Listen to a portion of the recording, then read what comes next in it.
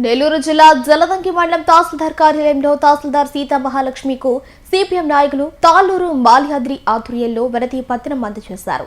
కేంద్రంలోని బీజేపీ కూటమి ప్రభుత్వం మహాత్మా గాంధీ జాతీయ గ్రామీణ ఉపాధి హామీ చట్టాన్ని క్రమంగా నిర్వీర్యం చేస్తూ దాని స్థానంలో వికసిత్ భారత్ గ్రామీణ ఆజీవిక మిషన్ విబీజీ రామ్జీ అనే కొత్త పథకాన్ని తీసుకొచ్చి చట్టాన్ని కేవలం ఒక పథకంగా మారుస్తోందని ఈ సందర్భంగా నాయకులు మండిపడ్డారు. గతంలో ఉపాధి హామీ కూలీలకు లభించిన పే స్లిప్లు, తాగునీరు, మజ్జిగ, చలవ పందిళ్లు, ఆటో ఛార్జీలు మరియు ప్రమాదాలు జరిగినప్పుడు అందే వైద్య ఖర్చులు, నష్టపరిహారం వంటి సదుపాయాలన్నింటినీ ప్రభుత్వం ఇప్పుడు పూర్తిగా నిలిపివేసిందని ఆవేదన వ్యక్తం చేశారు. నెల్లూరు జిల్లా జలదంకి మండలం తహసీల్దార్ కార్యాలయంలో తహసీల్దార్ సీతా మహాలక్ష్మికు సిపిఎం నాయకులు తాళ్లూరు మాల్యాద్రి ఆధ్వర్యంలో వినతి పత్రం అందజేశారు.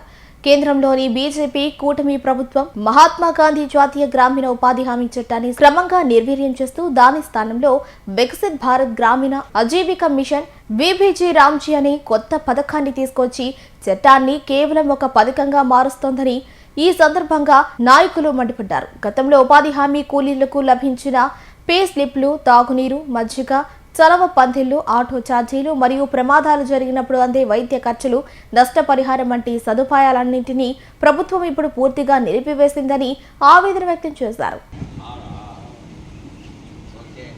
మన దేశంలో విబీజీ రామ్జీని వికసిత్ భారత్ గ్రామీణ ఆజీవిక మిషన్ అనేది ప్రవేశపెడతా ఉన్నారు. ఉపాధి హామీ చట్టాన్ని తీసేసి, మహాత్మా గాంధీ గ్రామీణ ఉపాధి హామీ చట్టాన్ని తీసేసి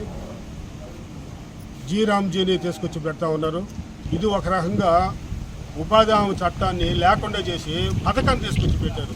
గతంలో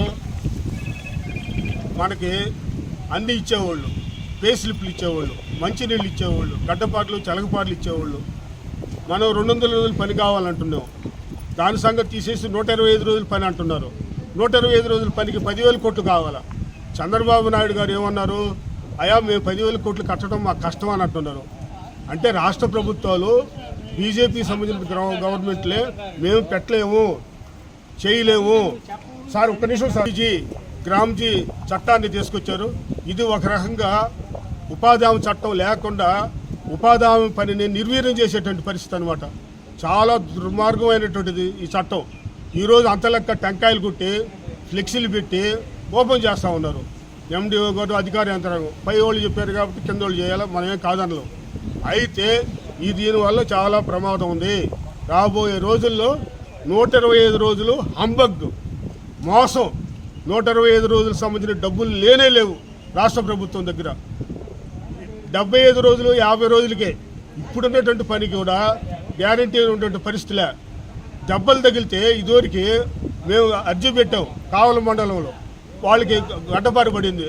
గడ్డపార కాలు మీద పడితే గొడ్డలు పోతే డబ్బులు ఇచ్చారు. దాదాపు 20,000 దాకా తీసుకొచ్చాం. ఇప్పుడు వచ్చేసరికి అవి తీసుకొచ్చి ఇచ్చేటట్టు పరిస్థితి లేదు, వైద్యానికి లేదు. అదే రకంగా సమ్మర్ అలవెన్స్ లేదు. మన వాళ్ళు చెప్పారు ఎంఆర్ఓ గారికి సమ్మర్ అలవెన్స్ ఉండేది, సమ్మర్ అలవెన్స్ ఇప్పుడు ఇవ్వటం లేదని. అంటే ఒక 2 వంతులు పని చేస్తే మొత్తం పూర్తిగా డబ్బులు ఇచ్చాయి, అది లేనే లేదు. ఆటో ఛార్జీలు ఇచ్చేవాళ్ళు దూరం అయితే, అది లేదు. అదే రకంగా మంచినీళ్ళు ఇచ్చేవాళ్ళు, అది లేదు. కొన్ని రోజులు మజ్జిగ ఇచ్చారు, అది లేదు. అంటే ఉపాధి హామీ పథకాన్ని క్రమేణా బీజేపీ ఎన్డీఏ గవర్నమెంట్, కూటమి ప్రభుత్వం నిర్వీర్యం చేస్తుంది. దీన్ని ఇప్పటికైనా మానుకోవాలా.